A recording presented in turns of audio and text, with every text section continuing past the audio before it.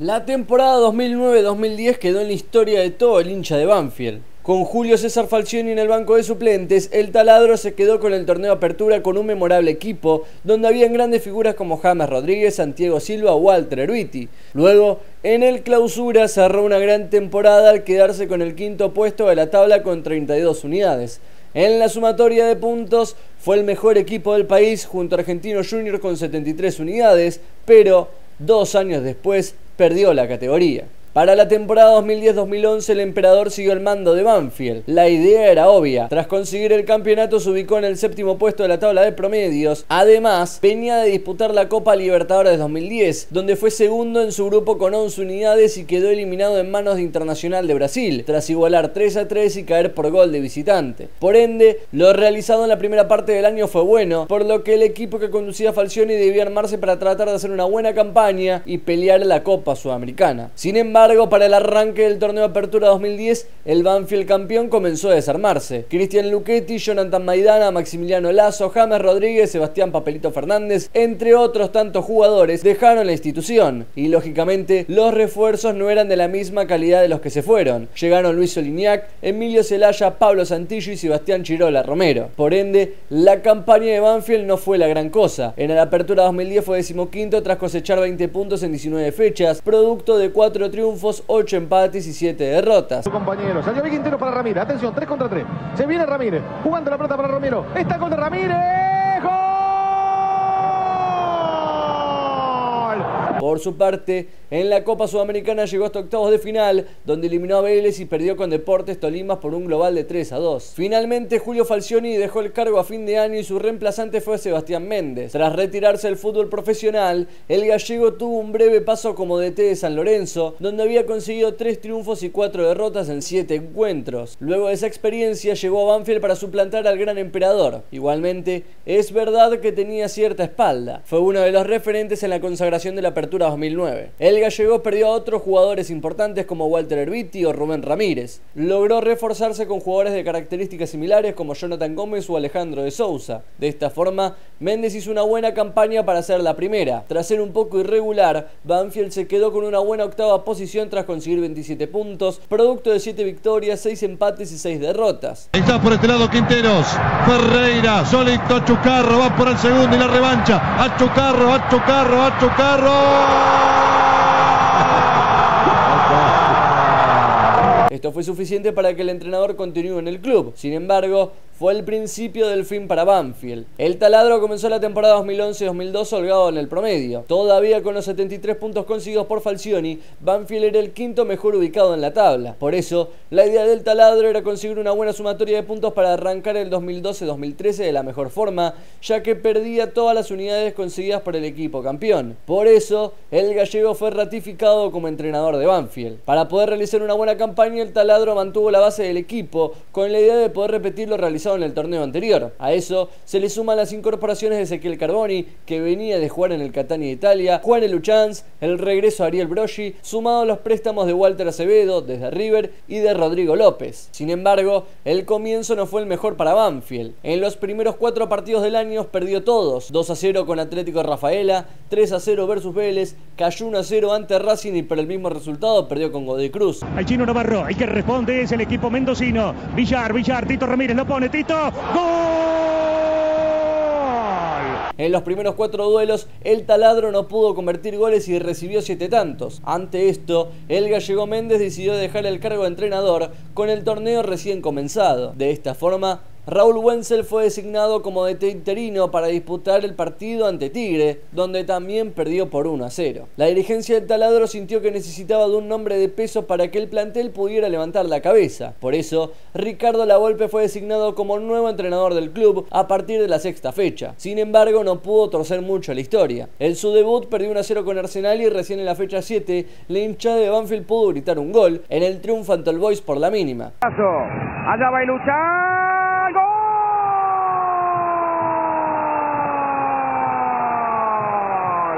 Igualmente, la campaña del taladro no mejoró. Empató con Olimpo 1-1, perdió por 1-0 con Unión y le ganó 2-0 a Newell's en el cierre de la fecha 10. Con 2 triunfos en los primeros 10 encuentros, Banfield se hundía en el fondo de la tabla. Para la fecha 11, el taladro no pudo con San Lorenzo y le ganó Independiente por 3-0. Bárbaro, saca Mateo, allá Ladino, al arco Acevedo, ¡golazo! Sin embargo, fue el último triunfo de la Volpe al mando del club. Desde ahí perdió con San Martín de San Juan, el clásico con Lanús, Estudiantes de La Plata, empató con Argentinos y cayó con Boca, Belgrano y en el cierre con Colón. Hoy en el fútbol argentino parece que es más difícil. Para que le quedó a Graciani. Tocó para Levantó, se perfila, Levantó.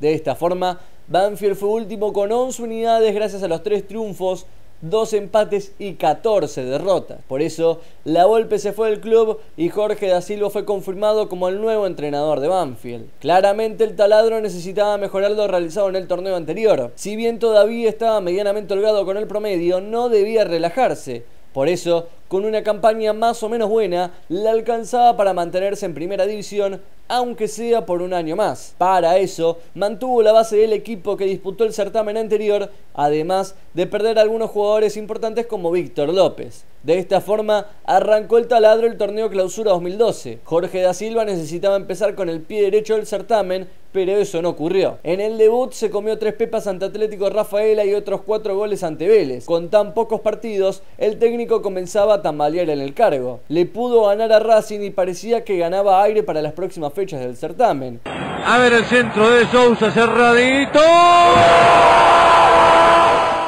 Sin embargo, sorpresivamente, al día siguiente presentó la renuncia. Al entrenador uruguayo le llegó una oferta de Peñarol, la que no pudo denegar. De esta forma, nuevamente Banfield se quedó sin entrenador. Al igual que con la salida del gallego Méndez, Wenzel asume como entrenador interino. Si bien en su primer partido empató 1-1 con Godoy Cruz en su visita a Mendoza, a la fecha siguiente no pudo con Tigre en condición de local, por lo que la dirigencia apuró la contratación de un nuevo entrenador, el uruguayo Eduardo Acevedo, que venía de algunos buenos pergaminos en Cerro y Nacional en el país oriental. En esos primeros 2 partidos, el equipo conducido por Acevedo no pudo conseguir la victoria. Perdió en el debut ante Arsenal y empató con All Boys en el Florencio Solá. Sin embargo, en su tercer encuentro como entrenador, consiguió la segunda victoria del taladro en el campeonato. En un partidazo lleno de goles, Banfield se impuso 5-2 ante Olimpo en el Roberto Carminati. Se la lleva Jonathan Gómez, la falsa pared con Quinteros y el centro atrás. Lo grito, ¡gol! ¡Gol!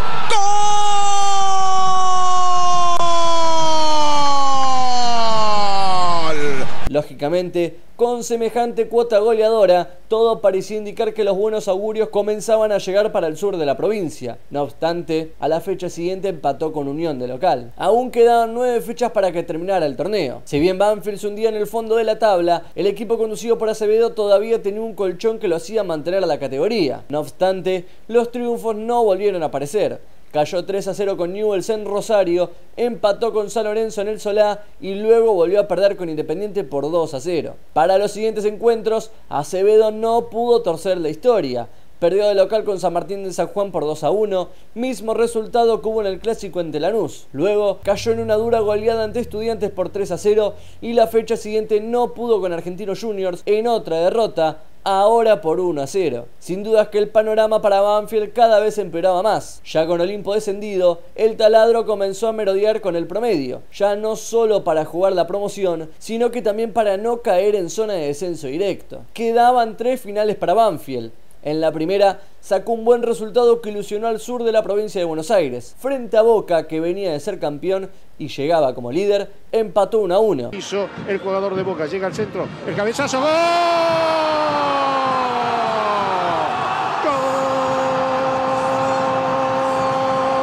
¡Gol de Arase! De esta forma, el taladro necesitaba tan solo un punto para asegurarse jugar, aunque sea un desempate para ver quién quedaba en zona de descenso directo. No obstante, a la fecha siguiente, frente a Belgrano en Córdoba, nuevamente sufrió una dura derrota. Cayó por 3-1 y todo empeoraba aún más para Banfield. Para la última jornada, Banfield llegó con 2 puntos de ventaja sobre San Lorenzo. el otro rival directo del taladro. En caso de una victoria para el Ciclón, el conjunto que dirigía Acevedo necesitaba de un punto para jugar un desempate con el Cuervo. En caso de que no triunfara el equipo azulgrana, con ese punto le alcanzaba para jugar la promoción. El conjunto dirigido por Caruso Lombardi logró un triunfazo en condición de local ante San Martín de San Juan, el otro rival directo. Romagnoli, bueno, gol.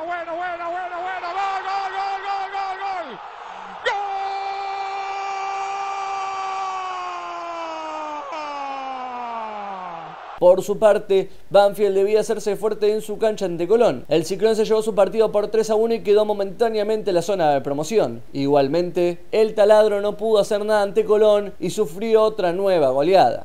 El toque de Caire para el Bichifuertes, de cabeza, descargó para Moreno y Fabianesi. Va por el tercero, lo liquida, Colón le dio fuerte. ¡Gol! Con el 3-0, Banfield descendió de forma directa. De esta forma, Banfield perdió la categoría. Los 73 puntos realizados por el Emperador en la temporada 2009-2010 quedaron en la nada misma. Nunca antes en la historia de nuestro fútbol, un equipo descendió con la temporada del campeón como promedio. Uno de los equipos que más cerca estuvo, por ejemplo, fue River, que tras el clausura del 2008 no tuvo buenas campañas y en su tercer año perdió la categoría. Pero eso es tema para otro video. No te olvides de dejar un like, un comentario y de suscribirte. Hasta pronto.